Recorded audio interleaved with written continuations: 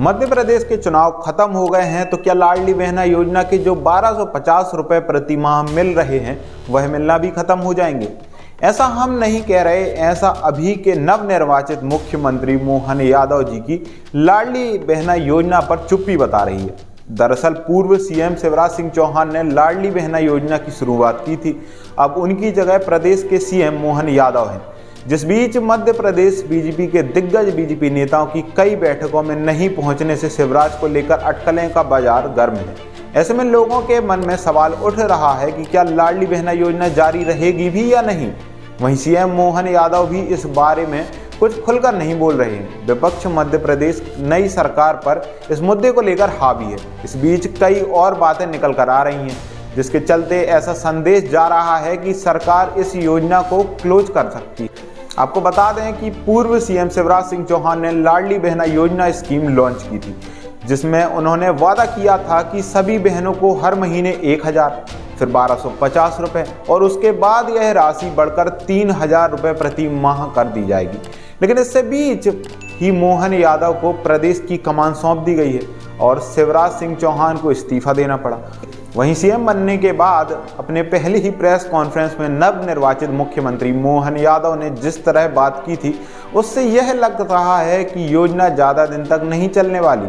Press conference में लाडली बहना योजना को लेकर उन्होंने कोई बात नहीं की, लेकिन हाँ, उन्होंने सीधे तौर पर कभी इनकार भी नहीं किया, तो फिर लागू करने का वादा भी नहीं किया है। जब उनसे पूछा जाता है कि जो शिवराज सरकार की जरूरी योजनाएं चल रही हैं, क्या वह आगे भी ऐसे ही सतत निरंतर के तौर पर चलती रहेंगी, तो वह अपने बयान में कहते हैं कि सब जरूरी लोक कल्याण वाली योजनाएं चलती रहनी चाहिए।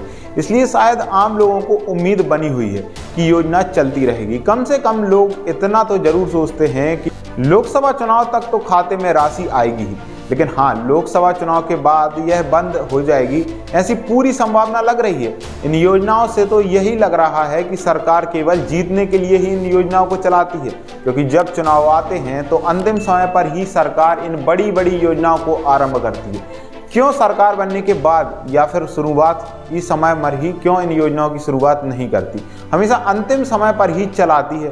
अब यह लाडली बहना योजना ही चुनाव होने के लगभग 5 से 6 महीने पहले ही इसकी शुरुआत की गई थी। यह योजना इनके सरकार बनने के उपरांत या तुरंत बाद ही क्यों नहीं चलाई गई। लेकिन चूंकि लोकसभा चुनाव पास हैं, तो आसार लगाए जा रहे हैं कि लोकसभा चुनाव तक यह योजना अवश्य ही चलाई जाएगी। इसका मतलब है कि बीजेपी लोकसभा चुनाव तक यह रेवड़ी ऐसे ही बांटती रहेगी और इन योजनाओं से वोट लेने का प्रयास करती रहेगी। सीमाएं इस पर तय नहीं होंगी कि विकास कितना हो रहा है, भ्रष्टाचार कितना बढ़ रहा है, लोगों को नौकरियां कितनी मिल रही हैं, मध्य प्रदेश में क्या हाल है, कहीं घोटाले हो रहे हैं, कहीं भर्तियां पूरी नहीं हो रही। अब इस पर वोट नहीं दिए गए, लेकिन आप वोट इन योजनाओं के तौर पर देंगे। चलिए आपको एक और सत्य बता देते हैं कि इस लाडली बहना योजना से सरकार को कितना कर्ज लेना पड़ेगा, क्योंकि शिवराज सिंह चौहान की सबसे पॉपुलर योजना लाडली बहना योजना ने प्रदेश की बजट बिगाड़ रखा है। इस योजना को पूरा करने के लिए नवनियुक्त मोहन सरकार को 4200 करोड़ रुपए का कर्ज लेना होगा।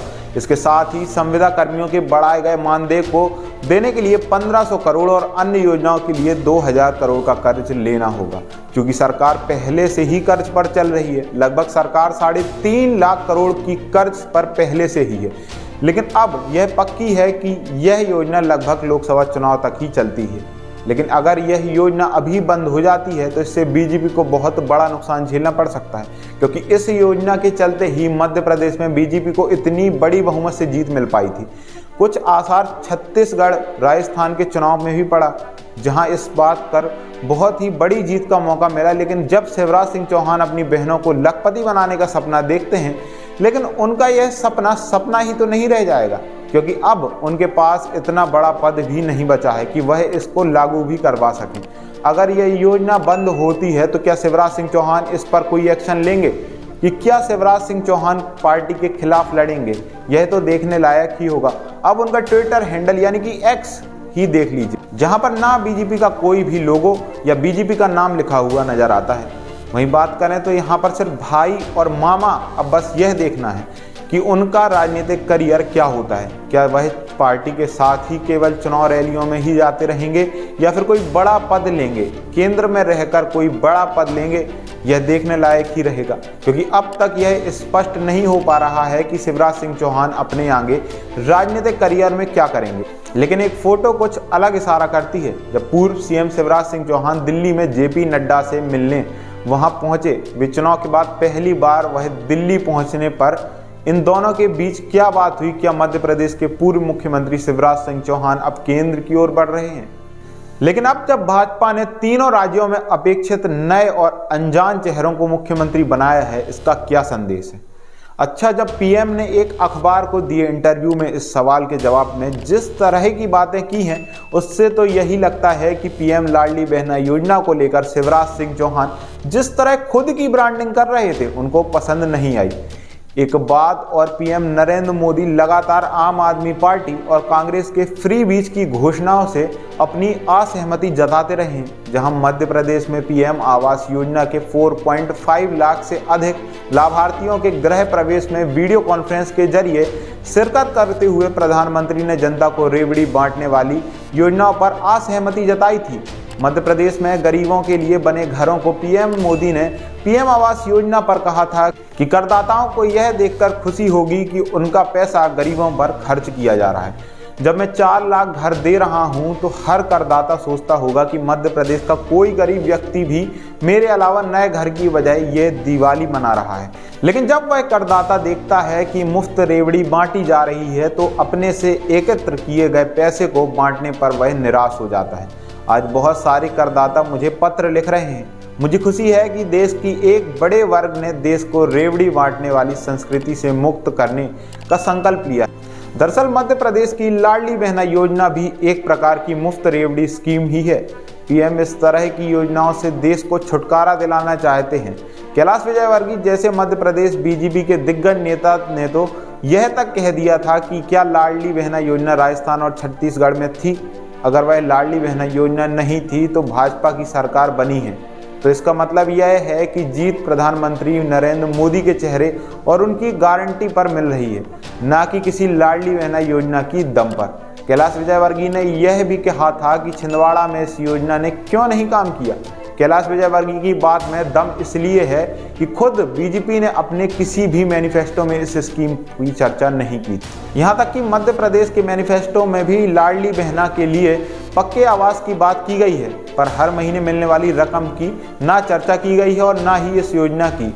जिस तरह इस योजना की हाइप क्रिएट किया गया था, उस तरह तो बीजेपी को राजस्थान और मध्य प्रदेश के मैनिफेस्टो में इस योजना का वादा करना चाहिए था।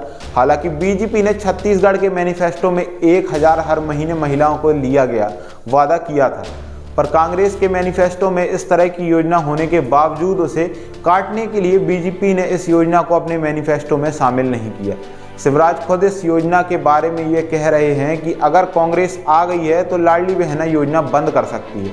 इसी तरह शिवराज अपने लेवल पर ही इसे 3000 हर महीने करने का वादा करते रहे, पर बीजेपी ने कभी भी इस योजना के बारे में कोई दावा नहीं किया। तो आपको क्या लगता है, ये योजना बरकरार रहेगी या फिर इसको बंद कर दिया जाएगा? तो हमारी वीडियो आपको पसंद आती है तो वीडियो को लाइक करें, चैनल को सब्सक्राइब करें। वीडियो देखने के लिए धन्यवाद।